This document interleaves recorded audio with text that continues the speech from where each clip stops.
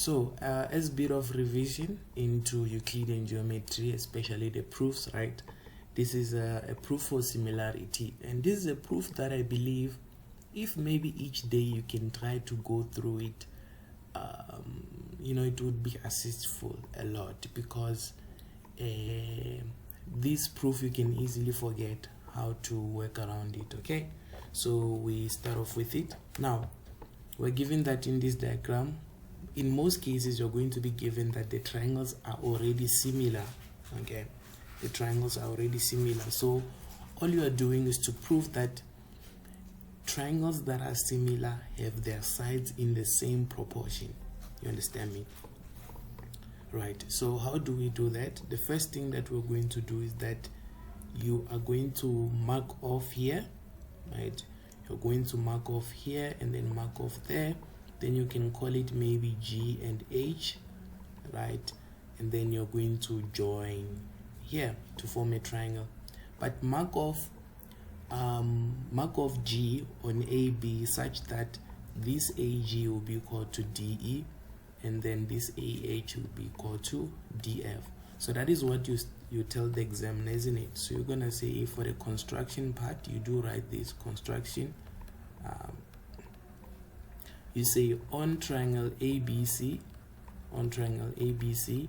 mark off G on AB such that AG will be equal to DE, right? And mark off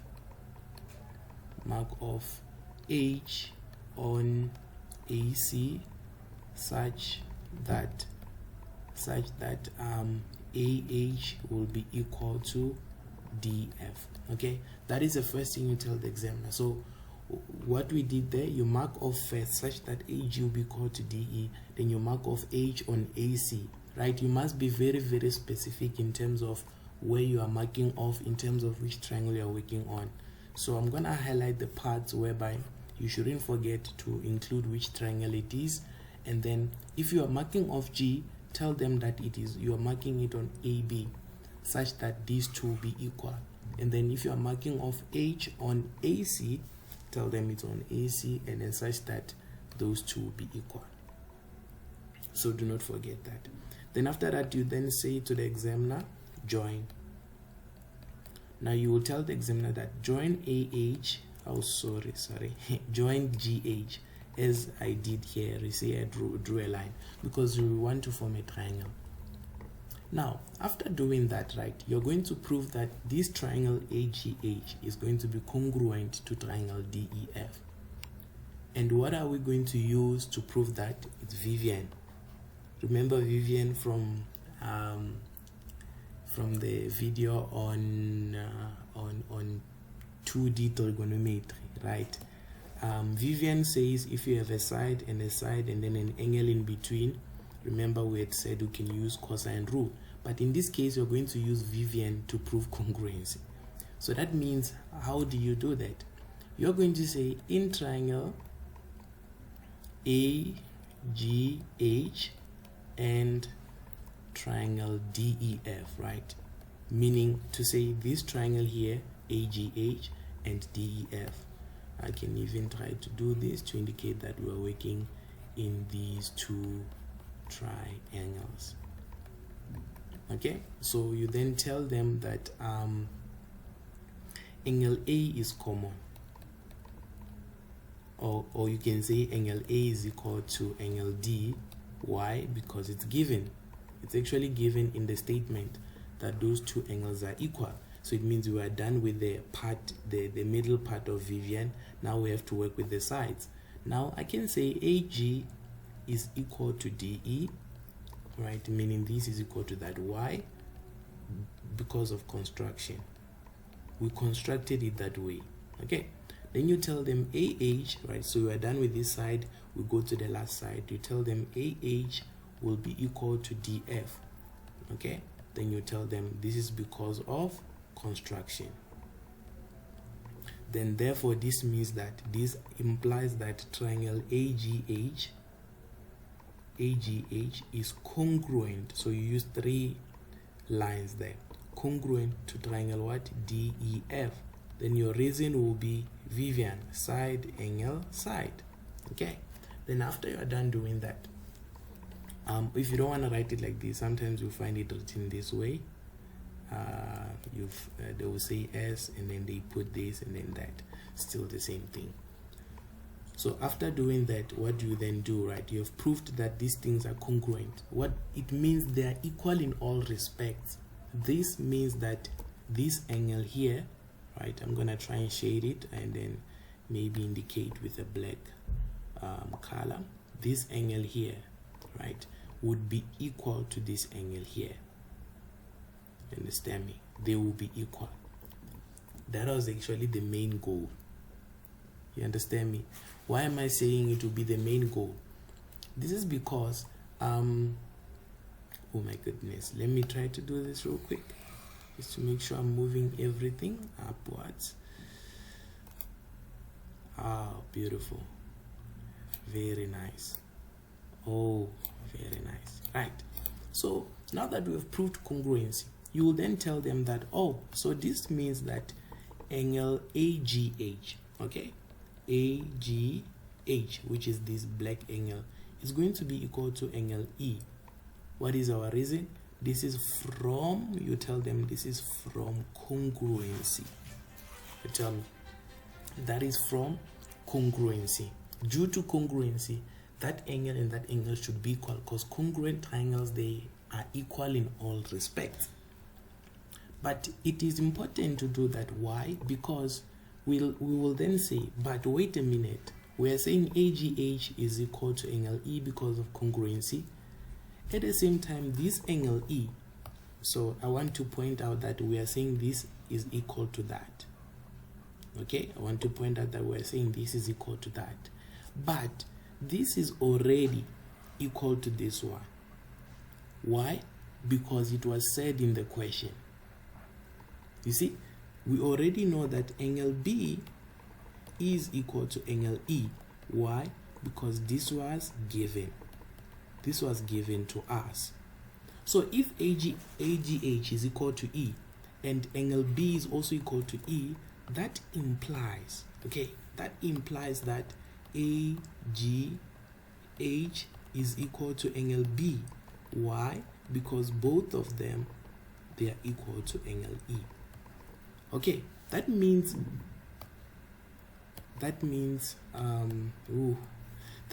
this one and that should also be equal, meaning that we should also put a black shade here to say, since this is equal to that and this is equal to that, that means since both of them are equal to E, they should also be equal. They should also be equal. So I'm gonna try and continue here. Right, I'm gonna try and continue here. It's quite a long one, that's why 6 marks, sometimes it's 7. So now that we have that, right, so we can then say since this and that are equal, that should mean that therefore GH should be parallel to BC. Okay, those angles are only equal because GH is parallel to BC. So our reason will be, this is because, so our reason will be the corresponding angles are equal. That would be your reason to say corresponding angles are equal because G and AGH and B, they are corresponding angles, and if you find out they are equal, that should mean that GH is parallel to BC. That should mean that. And because of that, we have created the proportionality theorem, because the proportionality theorem applies as long as you have one pair of parallel sides. So that will mean that therefore, right, therefore AG, according to the proportionality theorem, AG over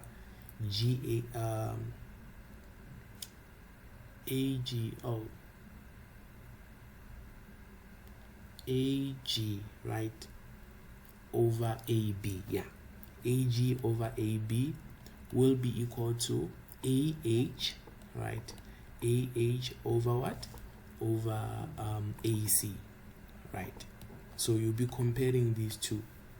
Hope I'm not making a mistake. This and the bigger one, this and the bigger one.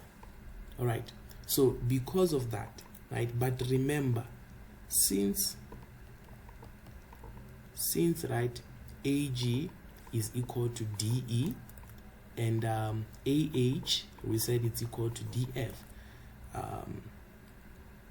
so we can say, okay, yeah, you can write it, but it's not really necessary to write it, right? To say since AG is equal to DE, right? We already but thing is, we already said it already, so it's like we'll be repeating statements. We already said they're equal, right? So we already said that AG was equal to DE and AH was equal to DF. So therefore this means that in place of AG I can write DE. So I'll write DE over AB will be equal to, I can write, instead of AH I can write DF. So I'll write DF over AC. Then you have proved the theorem. You get your full 6 marks. Okay, so what is important is to make sure that after when you're using the proportionality theorem, you talk about the line on top and then the full line, the line on top and then the full line, and then you then say, since this line is equal to this one and this one is equal to that, then this is what you must substitute. Then you have proved the theorem. So I hope that we understand it. It's a bit of a revision, but remember this theorem, I know it. Sometimes you can forget some steps, so try to always practice it. So this part is whereby you're using Vivian to prove what? Congruency. And in this part is whereby you are proving that the corresponding angles are equal. You understand me? And then this part is whereby you're using the proportionality theorem, right? So this theorem can be broken down into 3 parts, right? But not forgetting the construction. So construction, Vivian, corresponding angles, proportionality theorem.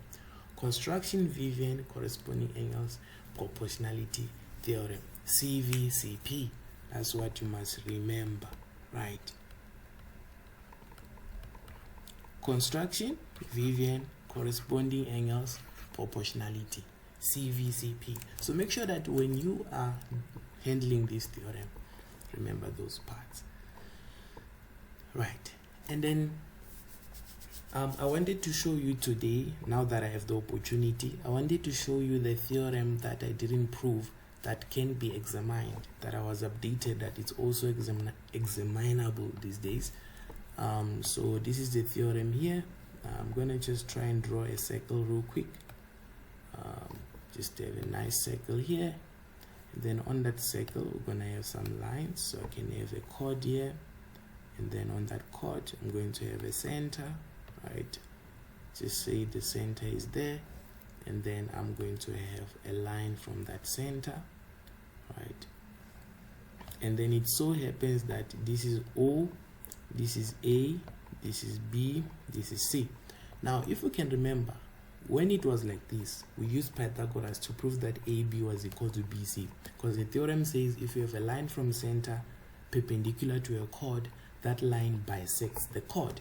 But what if you find that it's already bisected? What if you find that actually you have a line from center to the midpoint of a chord, right? What do you conclude?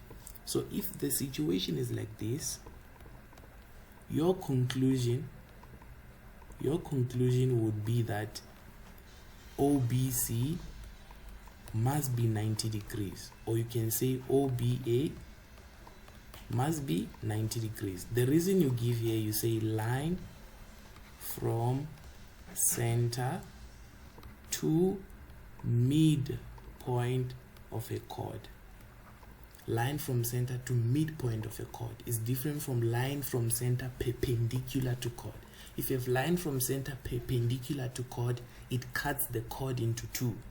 But if you have a line from the center to the midpoint of a chord, that line should be perpendicular to the chord. That's what you are saying here.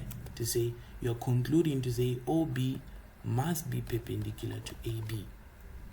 You understand me? To AC. So this is what we want to prove. We want to prove that indeed OB is perpendicular to AC. How do you do that?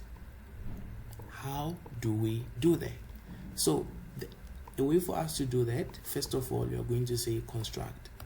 Right? Write it in yellow here. You're going to have construction. And then on your construction, you're going to join OA, and then you're going to join OC. So you're going to do something like this. Let's have it nice and beautiful. So you're going to join here, then you're going to join there. All right. After joining those two, acknowledge that OA should be equal to OC. Why? Radi, if you can remember. So this and that, they should be equal. So since they are equal, right, what does it tell you about this angle here? And then what does it tell you about this angle here? Right? It should tell us that a OAB, right? OAB or OAC, right? OAC or OAB, which is this angle, should be equal to OCA or OCB. The reason being that these are angles that are opposite equal sides. So it means this one here, if I call it X, this is also X. They are equal.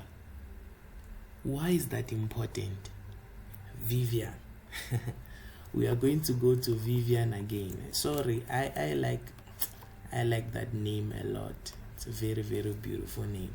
I wonder where it's from. One day I'll find out. Right. So how do you use Vivian? You have a side, you have an angle in between. That is V, right? You can even try to check. You can draw a V there. You see, that's why I call it Vivian. And the moment I say Vivian, what should come into your mind is that I'm either going to talk about the cosine rule or I'm going to talk about congruency. All of them starts with a C, like mine, like me. Okay. So, but in this case, I'm going to talk about congruency because we need to prove that these two triangles are actually congruent for us to prove that OB is perpendicular to AC, which means we're trying to prove that there's a 90 degrees there and there's a 90 degrees there. Right? That's what we're trying to prove. So, Vivian, right? So you're going to tell them in triangle OAB, and triangle OBC, instead of calling it OAC, you are just allowed to call it angle A and angle C. You don't really need to complicate stuff. I mean, what I'm trying to say is that you can easily remove these parts. Okay. Angle A and angle C, those are still the two angles. So I'm doing this to cut, the long story short. So OA is equal to OC.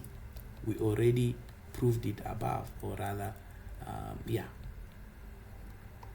or we can say by construction. If you want, you can say by construction.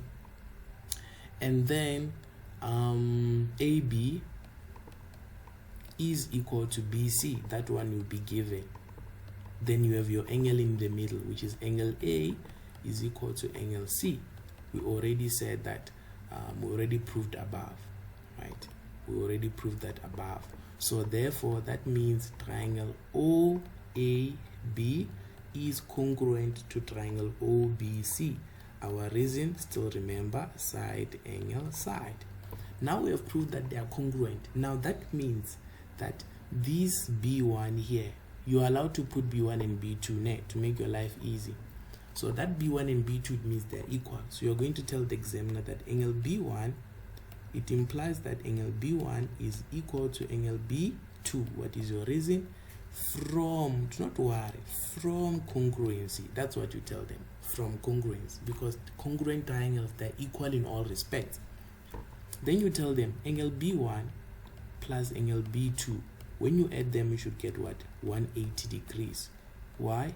You tell them sum of angles in a triangle. So when we add them, we should get 90, but they are equal, right? B1 and B2, they are equal. So that means I can write this thing as, and we needed to prove that OB is perpendicular to AC. Actually, they will say prove that OBC maybe is 90 degrees, and OBC in this case is B2. So since B1 and B2 are equal, it's like I'm saying B1 plus B1 or B2 plus B2 because they are equal. So I can write this as 2 angle B2 is equal to 180 degrees, which implies that angle B2 is equal to 90 degrees. Then you have proved the theorem. All right, let me check the question. Oh yes, talk to me, ma'am. Sir, you see, for the last part you said B1 plus B2 is equals to 180. Then your reason you said it's sum of angles in a triangle. So sorry. So sorry. Thank you so much. Sum of angles on a straight line. So angles on a straight line. So sorry for that. Thank you. Yeah. Yes. You can ask. Yeah. If you go to the sign, you go to the congruent.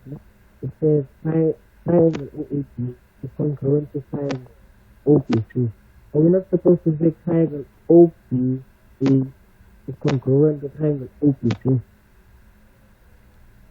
OBA. Yes. I named it as OAB, right? OAB, or you can write it as OBA or ABO, whichever way, as long as you are indicating the triangle. Okay. Right. So yeah, so that is how we prove that theorem, right? So it just needs a bit of practice, right? It should be okay if you just remember congruency, and also the fact that from congruency they should be equal. Then you use angles on a straight line to prove that one of these is 90 degrees. Okay, with that being said, now today I wanted us to discuss functions, trig functions, right? Just to look at a bit of them. So take a deep breath. Take a very, very deep breath. All right, so those are the two theorems that we have actually revised today according to the plan, right? Good. So trig functions.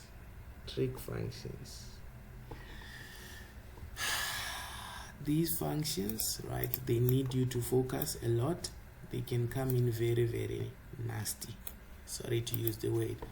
But then I think what is most crucial is to remember these following key points, that the period, right, of a graph, of a sine graph and a cosine graph is 360 degrees, and then for a tan graph it will be 180 degrees. But another thing is that you should remember that those what we call functions, right, the general formula is y is equals to a sine into bx, right, and then plus or minus p into plus or minus q. So this is the general formula. Yeah, so let's understand the following. What is a, what is b, what is q?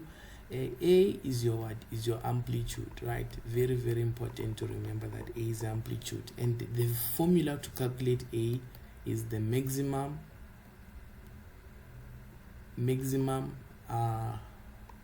minus the minimum divided by 2, and then Q is the vertical shift, right? It's the vertical shift. So Q would be to shift your graph up and down, and to get Q, use the formula maximum plus minimum divided by 2. That is the two formulas that we use. Now what is B? B determines, or rather tells us about the period of the graph. You must know that the period of a graph is equal to the original period, right? Original period divided by divided by b, right? Original period divided by b. So what is the original period? These are the original periods. Okay, I can put original here. So the original periods are these ones divided by b.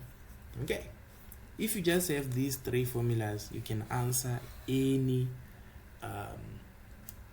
I meant these ones. You can answer any questions in this thing, right? Apart from this, you need just to understand the range, right? The range is always y is an element. You include the minimum to the maximum.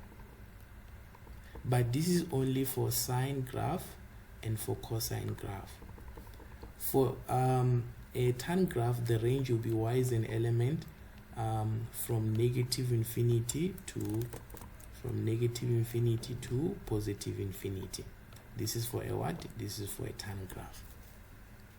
That is the range. What would be the domain? The domain you are always given, so they are always going to ask you about the range. That is the beauty of these functions, because the domain is the restriction, and usually to find your domain you just look at the last value and then the value at the start and then the value at the end. That is your domain, because domain we are talking about x values. Okay, so a domain will be from where the graph starts to where the graph ends in terms of the x values. And if they were to ask you, which I highly doubt, but if they were to ask you, you would tell them that the domain, for the domain you'd say x is an element, then you include that point, and then you then say until that point. Okay, so but I really doubt they will really ask that. What they really like to ask about is the range, the period, and the likes. So you must know these things. Okay, so with that information, we are most likely ready to tackle the questions. I'm hoping that we do remember that the general shape of a sine graph is like this, the general shape of a cosine graph is like this, or it's like this. This is for sine, this is for cosine. Actually, when you turn this around, they will give you the they will tell themselves like, let me show you this. If I were to do this and then I turn it around, isn't this S? Oh, a very ugly S. It does look like S, but this will tell you that this is a what? A sine graph. Okay, and then I want you to look at this one. If I were to turn it, looks like a C. That is a cosine graph. Okay, it really looks like a C. So a cosine graph is like C, and then you just do this to C. Yeah, it's very ugly, but then I hope you get the picture. All right, so that is a cosine and then the sine graph. For a tan graph, right, just remember that you used to remember a hyperbola. A hyperbola looks like this, isn't it? This is a hyperbola. So a tan graph looks like that also. Just that for a tan graph, you would really draw, right? You would say from here to there, and then it would have an asymptote, and then it will have something like this. This is a complete shape of a tan graph. Then it just continues like that. You understand me? Continues like that, and then it's gonna have this. Okay, so this would be your tan graph there. So that is just the general shape, just to remind us. So let's look at this question, right, and see if we can be able to answer some of the questions. By the way, also be careful to remember general solution. Right, in the diagram there we're given the graphs of f, which is sine 2x. F is given as sine 2x. And this is f here, sine 2x, isn't it? That means your amplitude is 1 here, because you don't have anything, right?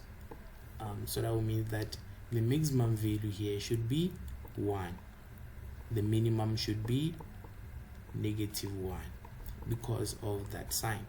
And then you have cos x minus 45, whereby here is still also 1 because there is no number. That means also for that cos, you can see cos, right? This is cos here. All right, good. So it's given as cos x minus 45. That minus 45, if you have a minus, it's like minus plus or minus p in functions. If I have x minus p, it means the graph is shifted to the right. Is it shifted to the right? And then if I have x plus p, the graph is shifted to the left. Right? It's shifted to the left. But if I have plus q, it went up, minus q, it went down. Just some things to remember. Now 6.1 says write down the period of f. Good stuff. Very, very beautiful question. Now when you look at f, it's a sine graph, right? Let's remember the formula for period. We say original period over b. So we say period will be the original over b. Now the original period for sine is what? It's 360 degrees.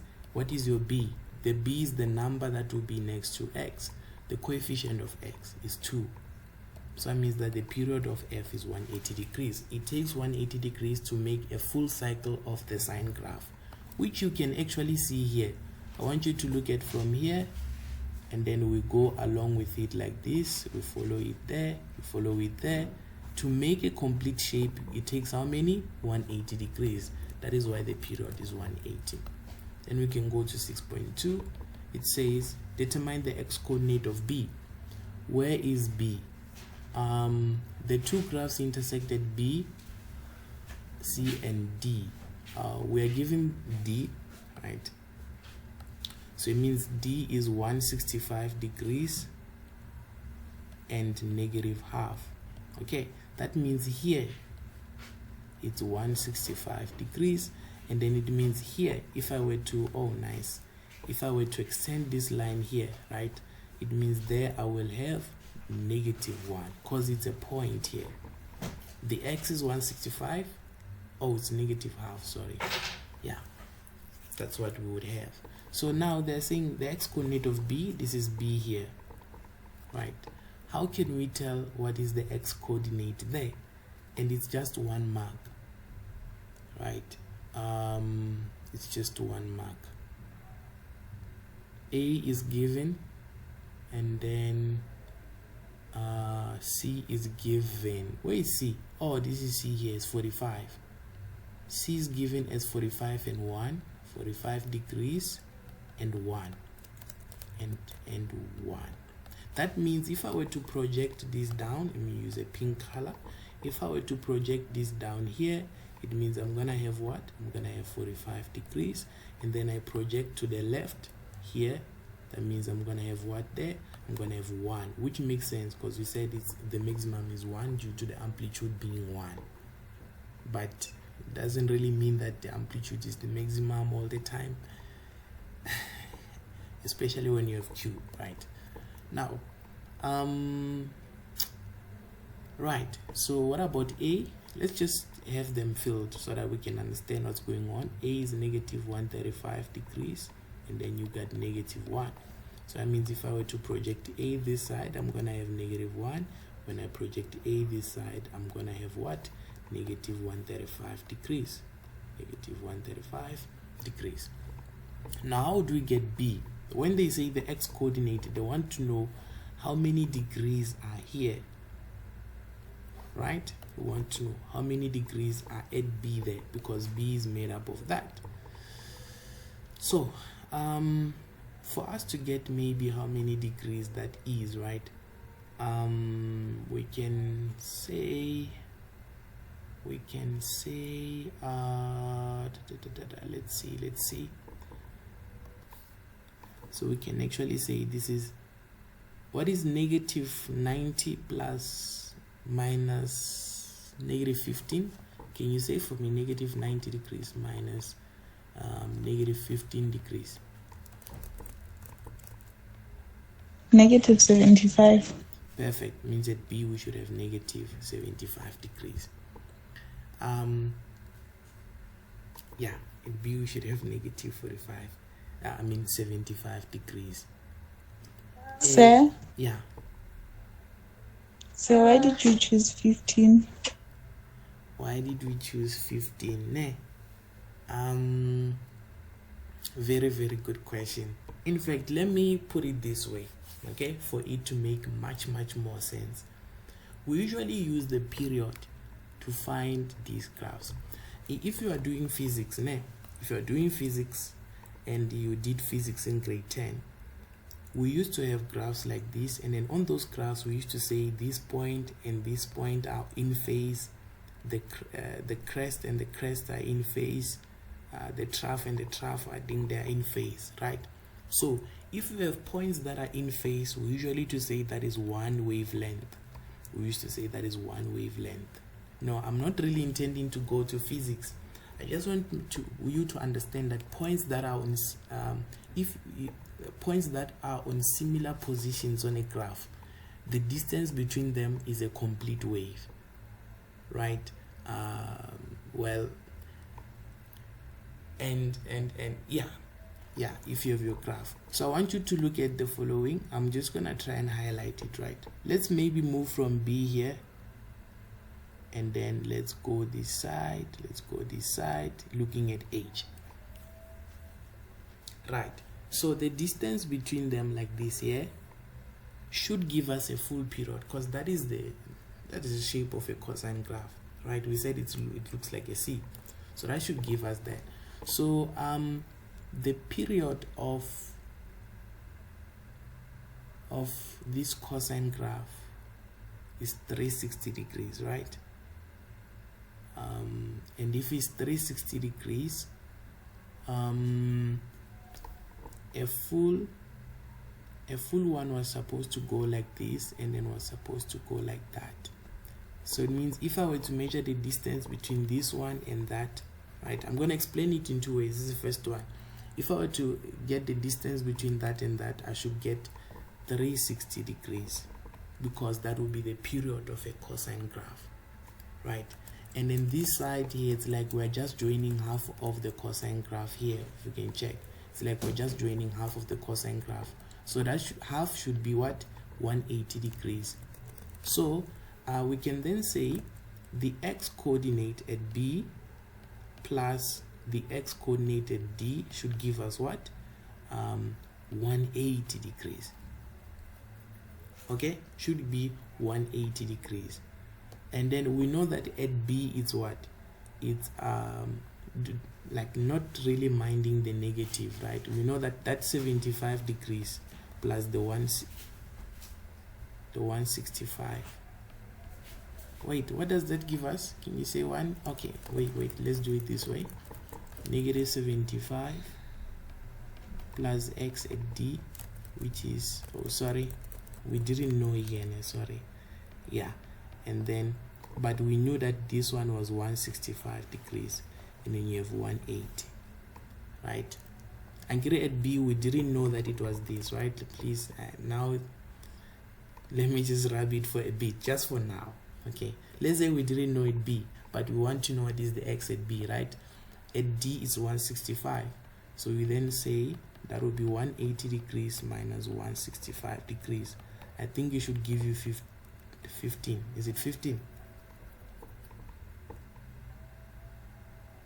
Yes, sir. Aha. So that will be 15, and then let me just remove this. That will be 15, and then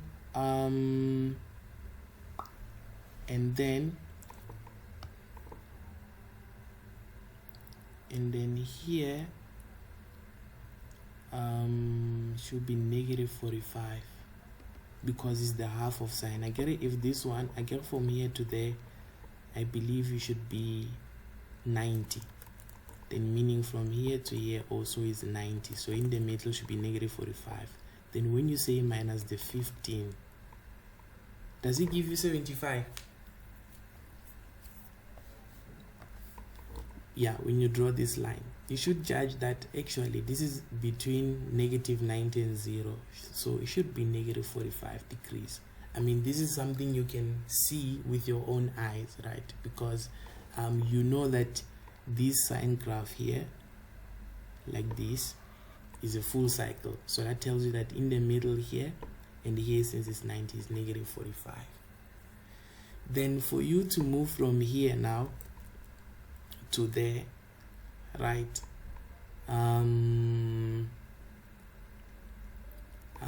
it's similar to what we can say. It's similar to having been like similar to being here on this point. Let me show you.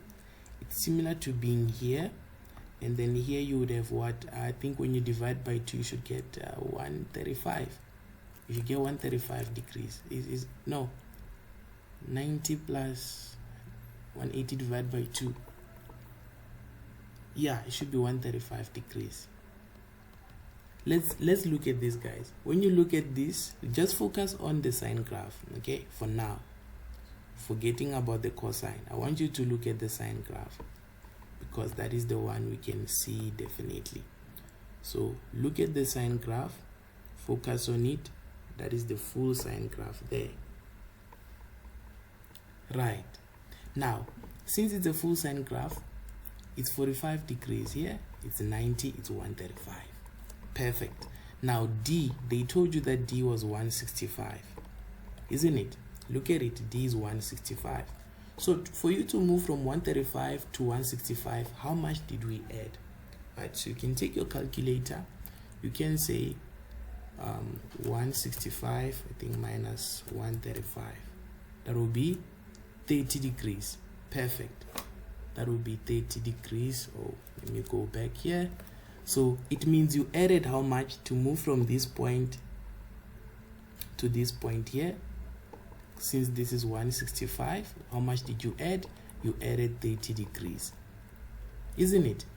Perfect. So in a similar way, look at... Ask a question. Yeah.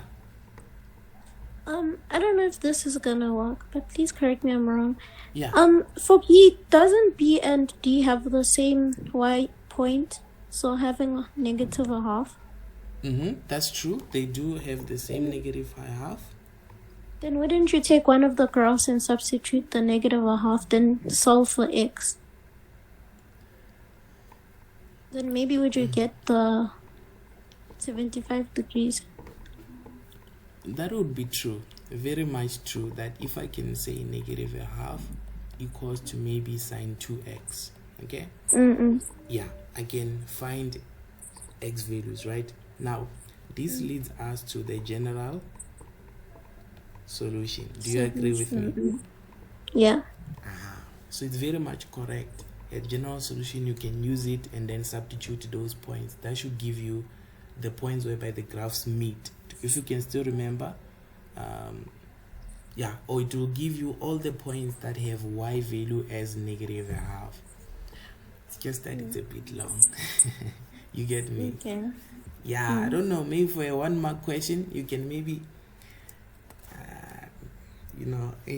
that's why I'm telling you that usually it's visualization, but you're more than welcome to use a general solution there. Okay, but if you try to use your visualization and logic here to say since this is in the middle, it's like going from there to there, I'm adding 30. This is a similar thing from going from here to there. I should also add what? But instead of adding, we are subtracting 30 because we are moving to the left. So that means here should be negative what? 75 degrees. Right? So I think that was the whole purpose of giving you the points at D and the likes. But you're more than welcome to try and work it out in another way. Okay? Or one thing you could have done maybe,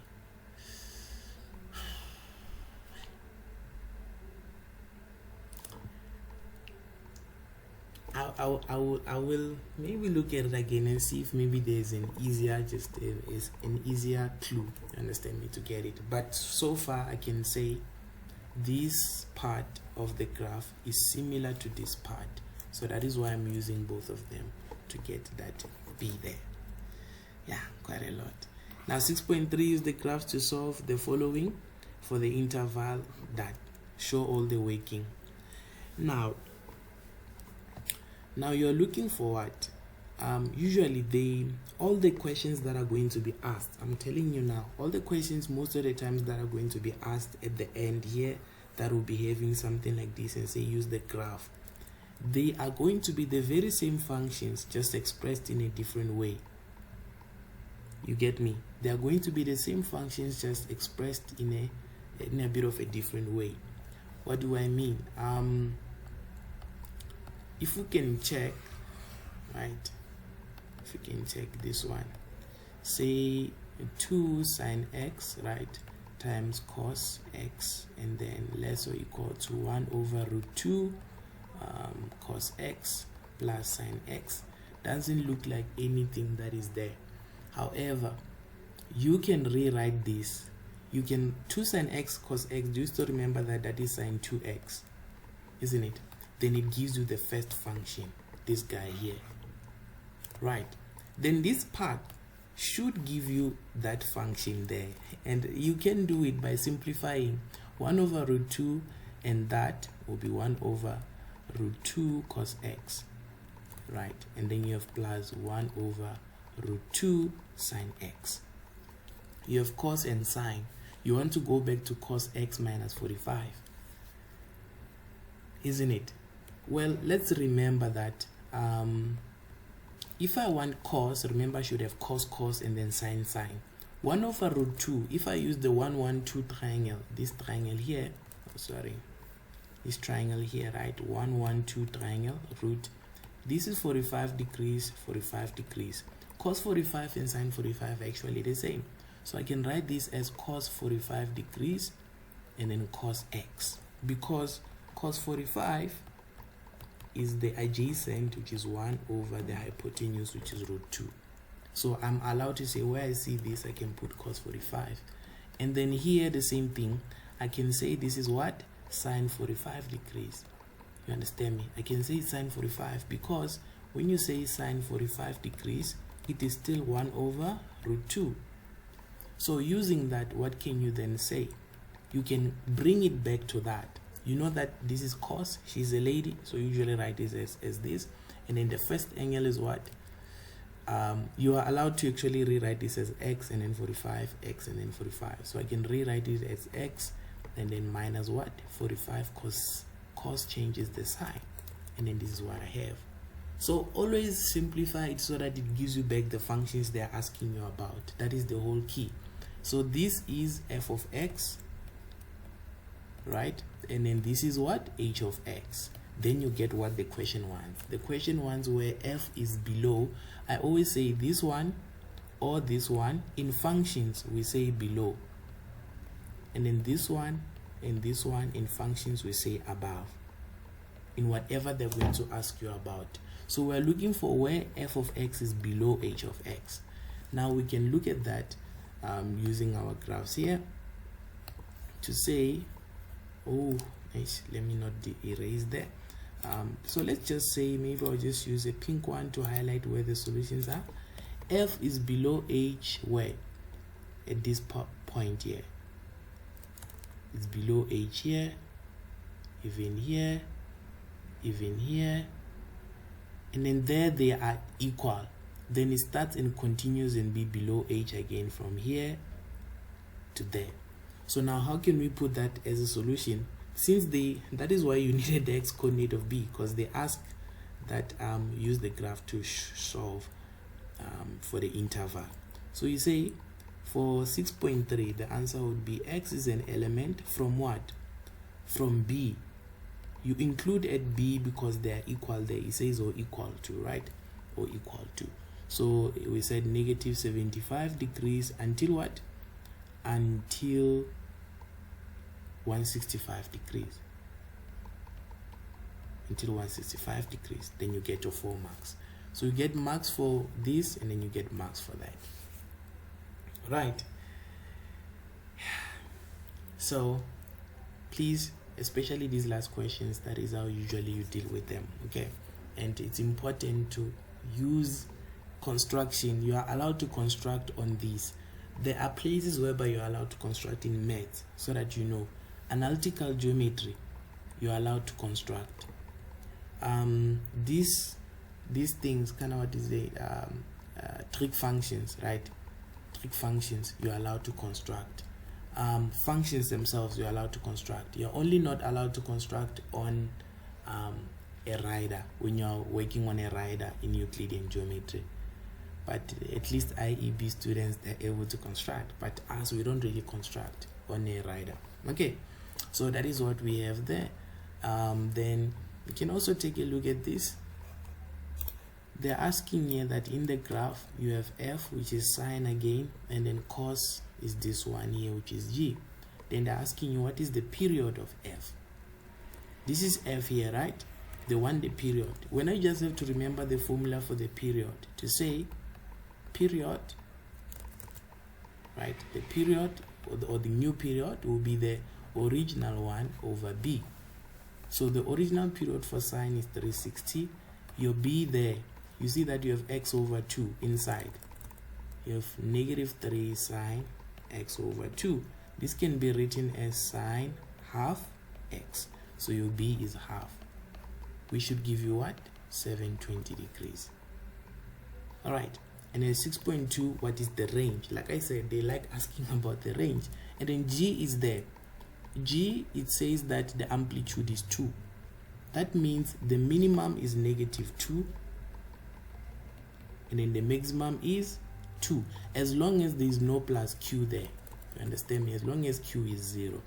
So therefore, for the range, we can say y is an element. We said the minimum to the max, isn't it? So we say minimum to the max. That would be the range. 6.3, what is f of p minus g of p?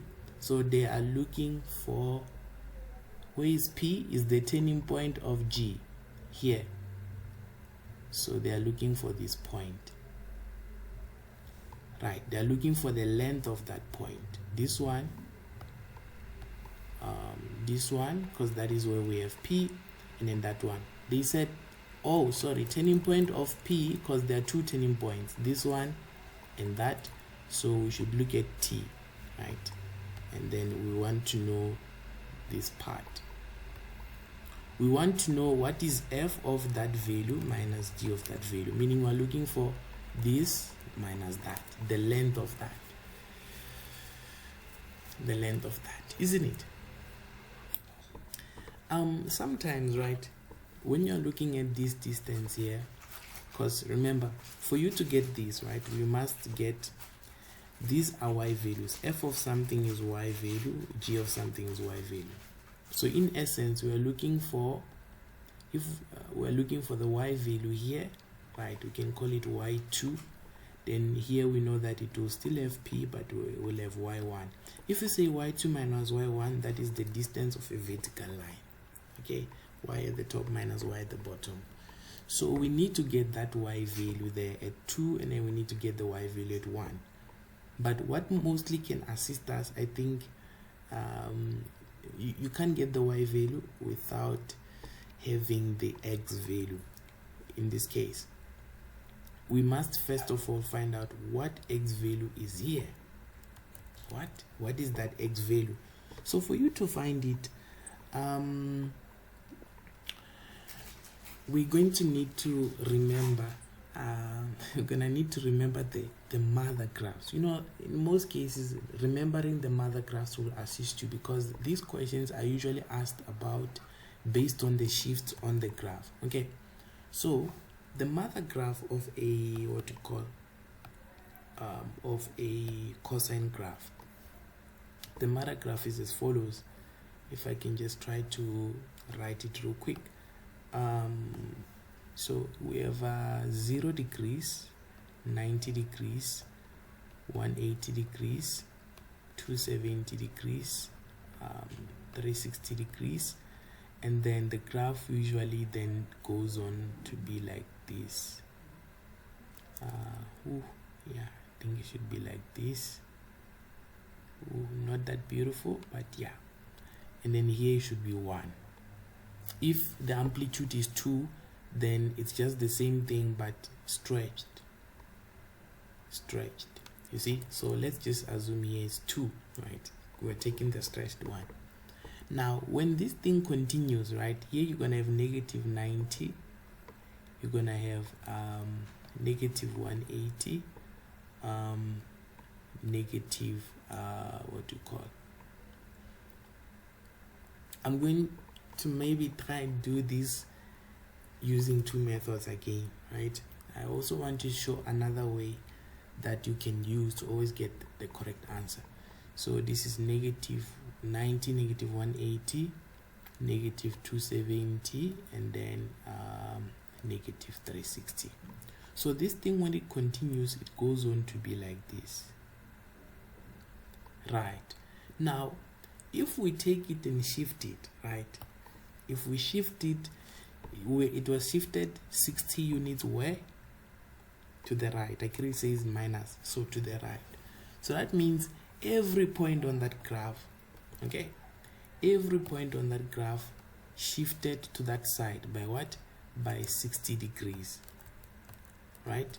Shifted that side by 60 degrees, that side by 60 degrees. So if we can look at the turning point was at negative, it was at negative 180. That was the turning point here originally, if there was no shift.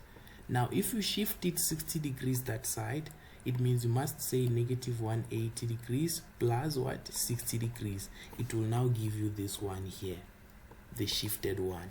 So when you say plus 60, you should get what? Negative 120. That means your P, the value of P is what? Is negative 120 degrees. You see? So you're using the shift.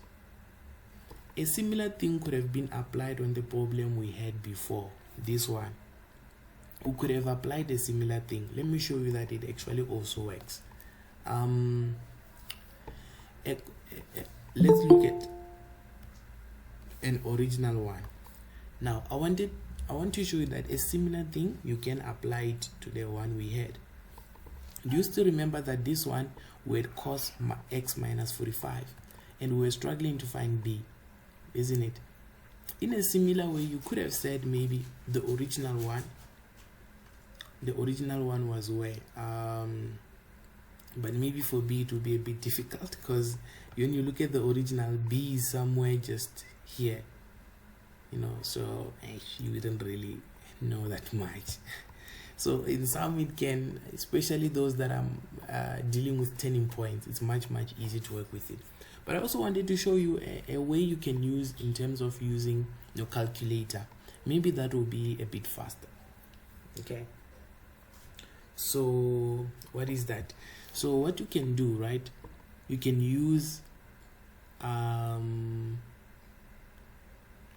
formula, right? You can use the formula to say, especially now that it's a turning point, right? You would make it as if you want to solve for this. Actually, you know, the y value here, it's actually -2, right? It's -2 because it's the minimum. So you could do as if you want to solve, right? So that you will have this is equal to -1. Then you know what you're going to do for me? You are only going to find the reference angle. The reference angle, you would find it by saying cos inverse of +1, not negative. So if you do this, you're gonna get what? If you can use your calculator real quick, you must grab it here. I think it's somewhere inside here. Yeah, what do you get? You say cos inverse 1, I think it should be 0 degrees. Yeah. Perfect, 0 degrees. Now what you then do is this. You then take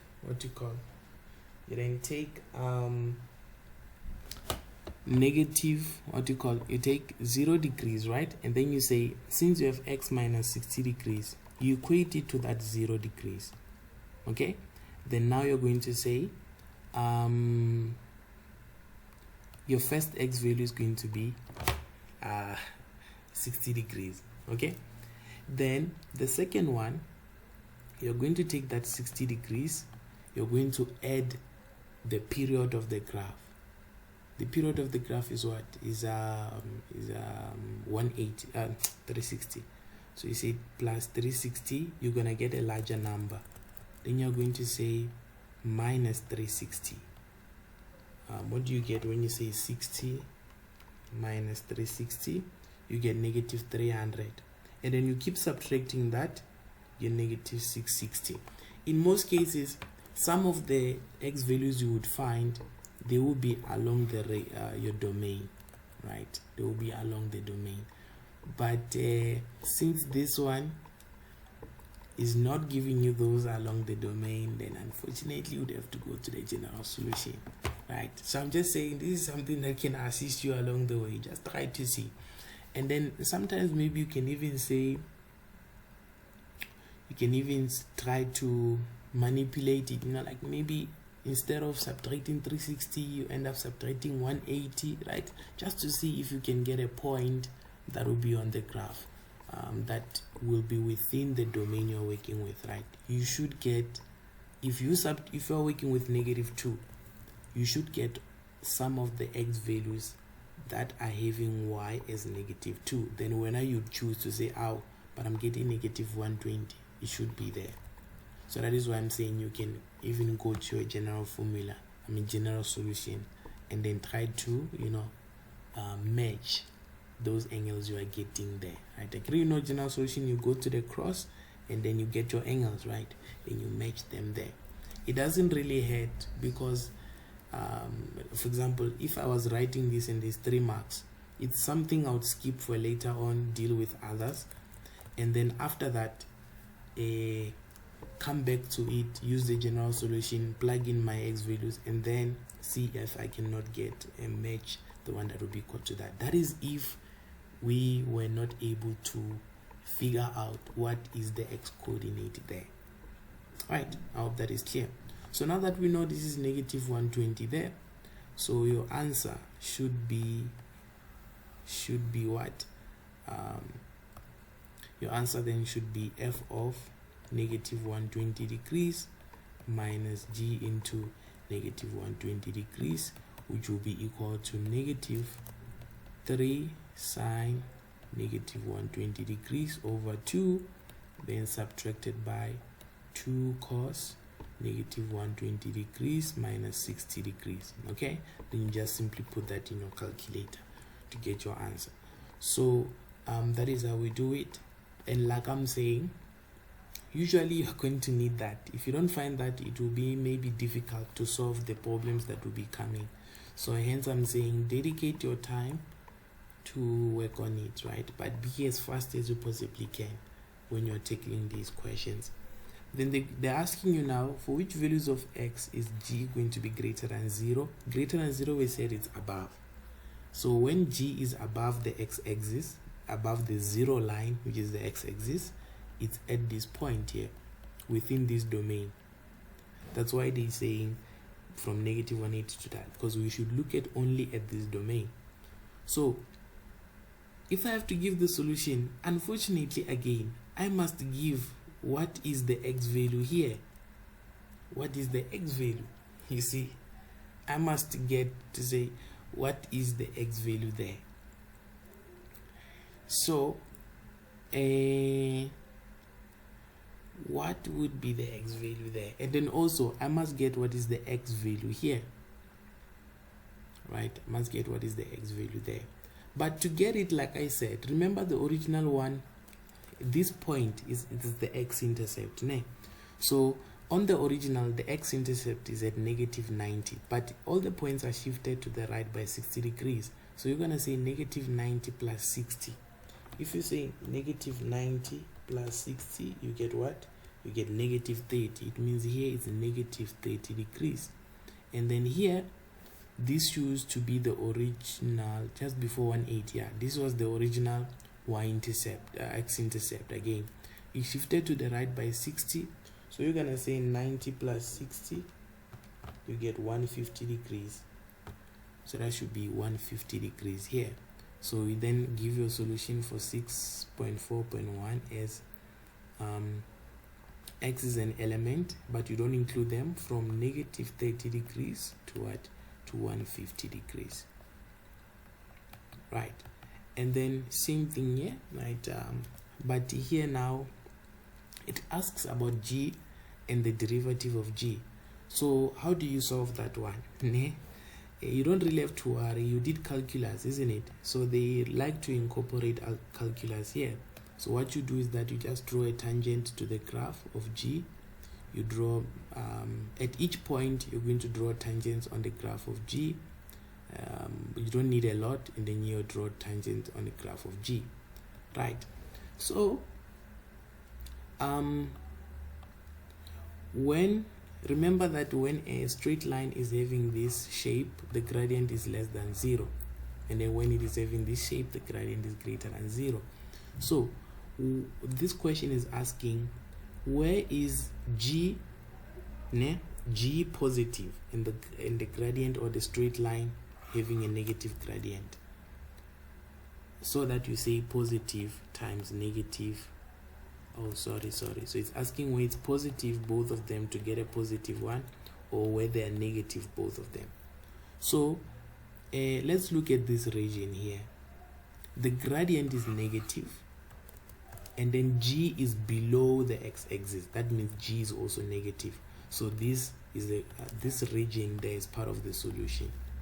This is part of the solution. Then check from this to that.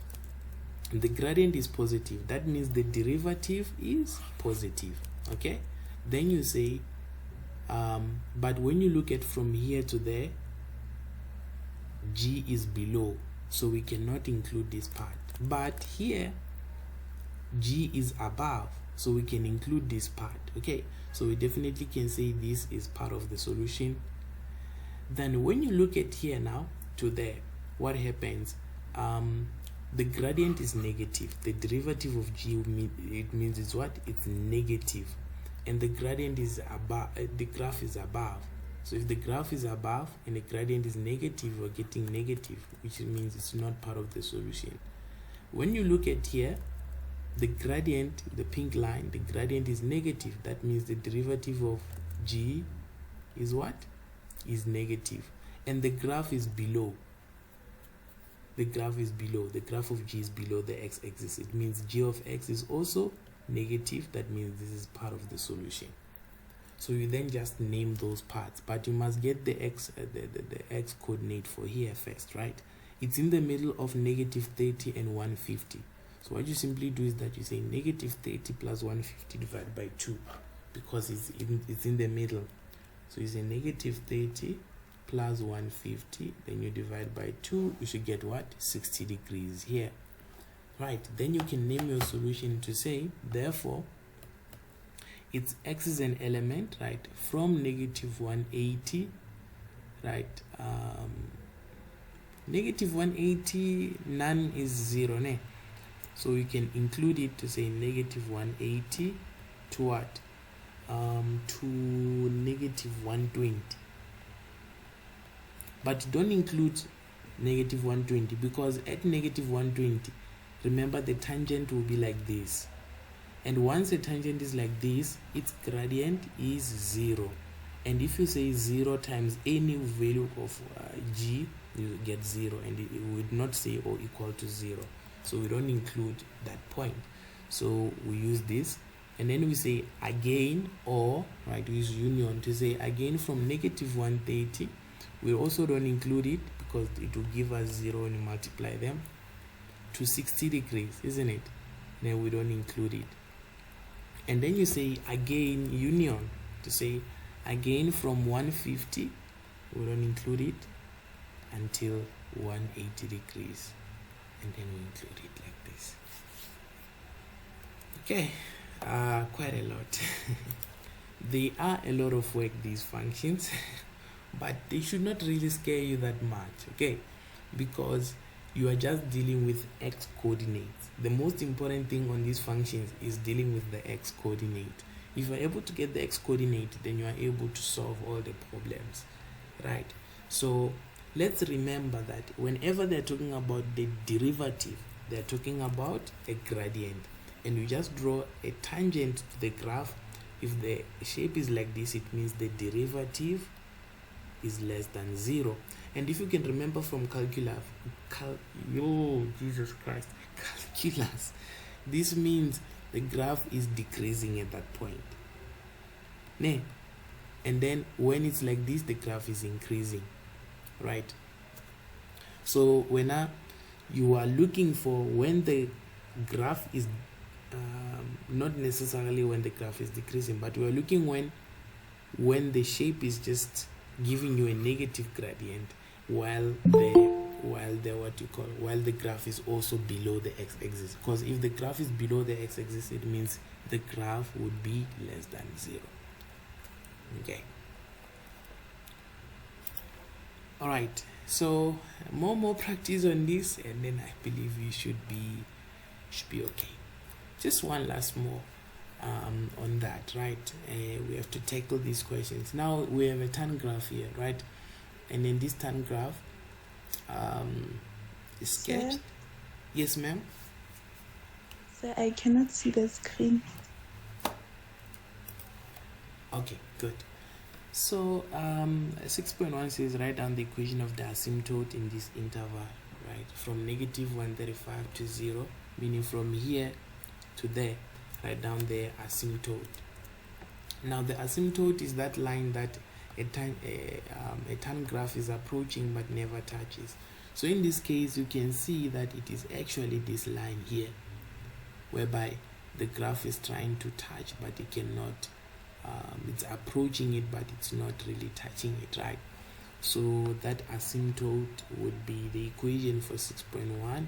That would be x is equal to negative 45 degrees, right? And then 6.2, but we know that we have another one, right? We have a twin here, which is also another asymptote. 6.2 says if h of x is this, determine h in terms of f. Beautiful stuff. Wow. So h of x is equal to that sine x minus 2 sine cubed x, all divided by 2 sine squared x cos x, right? This definitely, if you have, let me tell you something, guys. If you ever see sine cubed x, remember to always turn this to sine squared x. Sine squared x times sine x. Okay. Same thing with cos. Same thing with tan.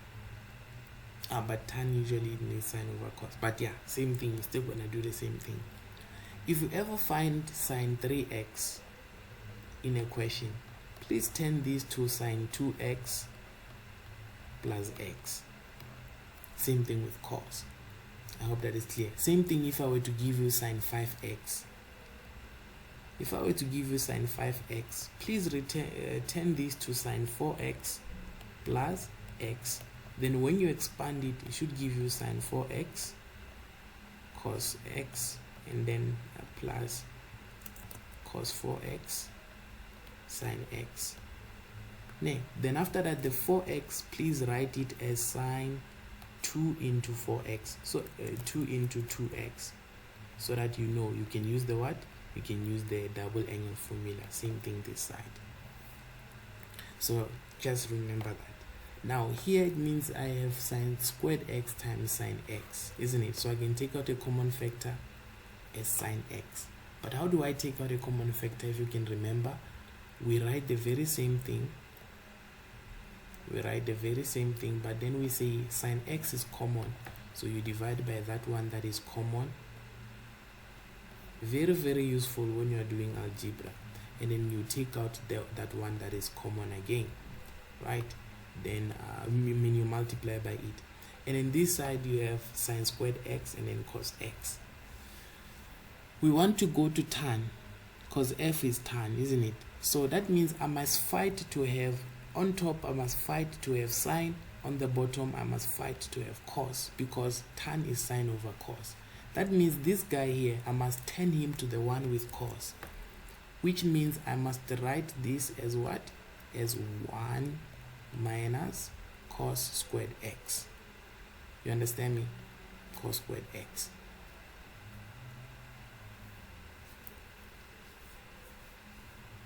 I hope this is gonna come okay.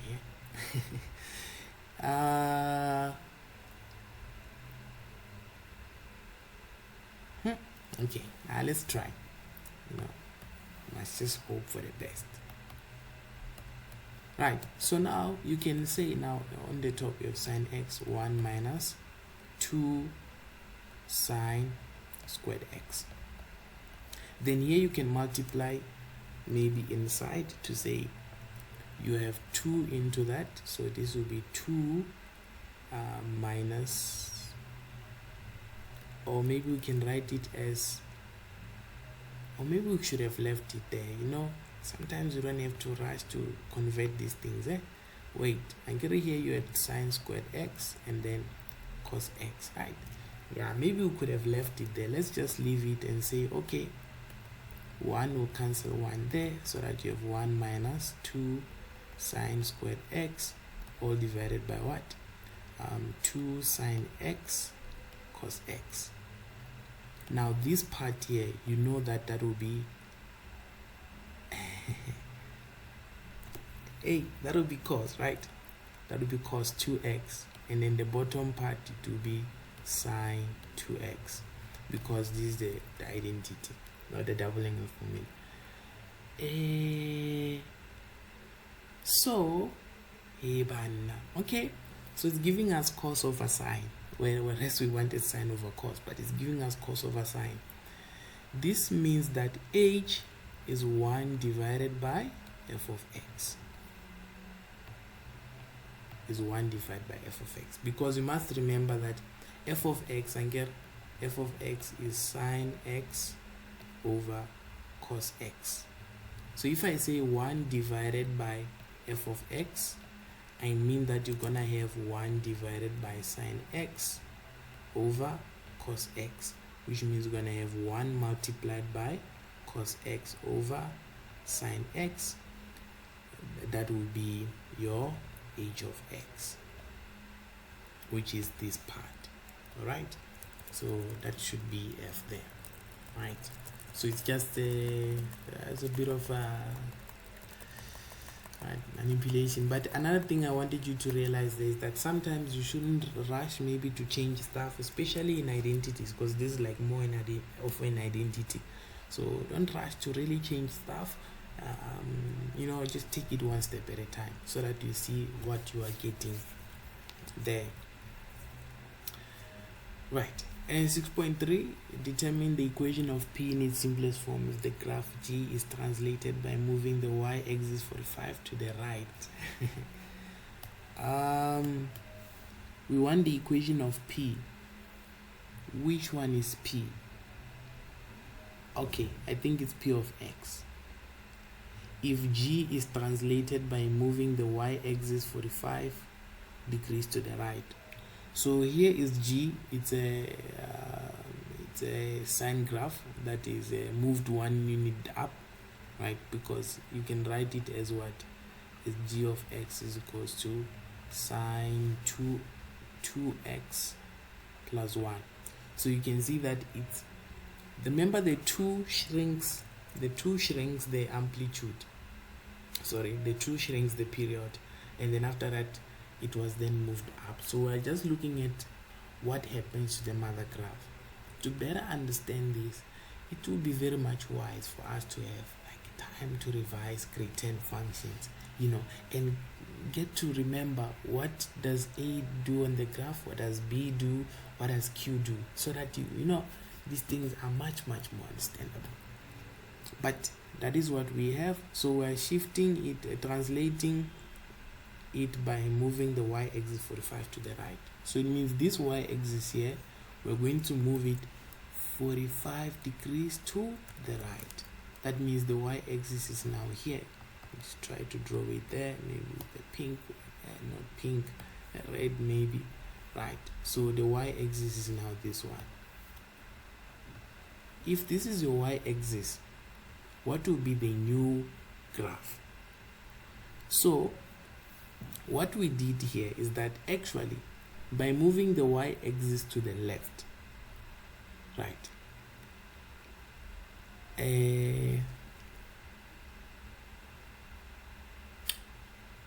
by moving the y-axis to the to the right. Oh, why am I going to the left?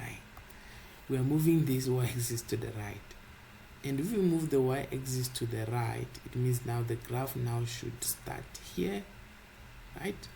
Now the graph should start there. This is your new what? Y-axis. And we are focusing on the graph of G. Ne. So if this is the new y-axis and this changes to 0 degrees, you ask yourself, what happened for this 45 to change to 0? It's more of like we subtracted 45. Do you agree that if I say 45 minus 45, I'm gonna have what? 0 degrees. That means here, instead of having 135, now I'm gonna be having what? 135 minus 45. That means it's more like we've shifted the graph to the right. So P of X should be the very same formula for G, right? But we should have sign inside 2, and then we should say X. We have shifted it, we subtracted 45 again, so we say minus 45 and then plus 1. I think that should be what would have happened. Okay, in fact, let's maybe go through it step by step. Actually, let's try to understand it. Ooh, not to delete the graph. Let's try to understand it properly. Okay, right. Here you are, right? You are shifting this y-axis to this side. Okay, you're shifting the y-axis to this side. If you do that, right, let me draw this y-axis so that maybe you can see what's going on there. I think there's a nice arrow here. Yeah, so here's our y-axis, right? Now what I'm gonna do is that I'm gonna shift it. So here I am, I'm shifting it. I'm shifting it here. By doing that, did the graph move to the left or did the graph move to the right if I do this? To the right. The graph moved to the right. Sir, Uh-huh. why are we shifting it? That's Oh, what it's the because- instruction said. Okay, sir. The instruction said we should move the y-axis 45 degrees to the right. And get Yes, so if sir. you so if you do that, right, if you shift that thing to the right, did the graph move to the left or to the right?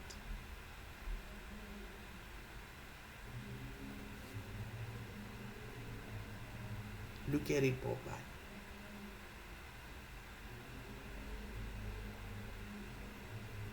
To the right. To the right. Okay, maybe. All right. Let's see.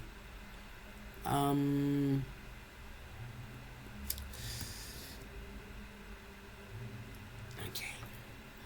Maybe so for you to understand it much better, understand the following. Actually, this is what we are looking at. That if you move the y-axis, if you move the y-axis to that side,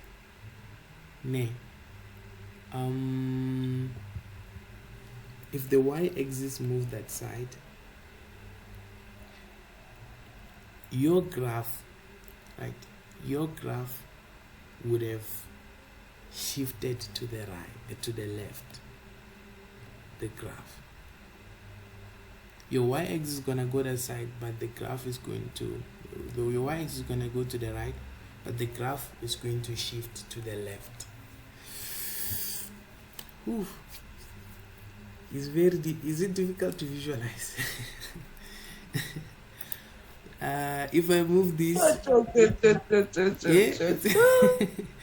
it's difficult to visualize.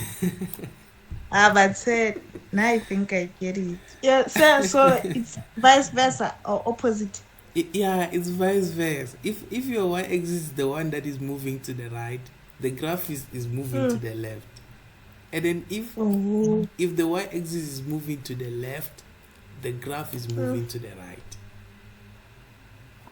Okay, sir. You get me? Yeah. Hey, And you know, sometimes I feel like they are very much unfair, because how can, like, or maybe you would have a ruler there or a pencil, and then you are shifting your graph. I don't know how you would have done it in a physical world, but maybe you can do this. Oh, Madimu. Yeah, like, let's see, maybe it can be visible, just that maybe this guy doesn't really want to me try to put him there. Yeah, so focus on the y-axis. I'm gonna move the y-axis to the right. Okay, where is the graph going?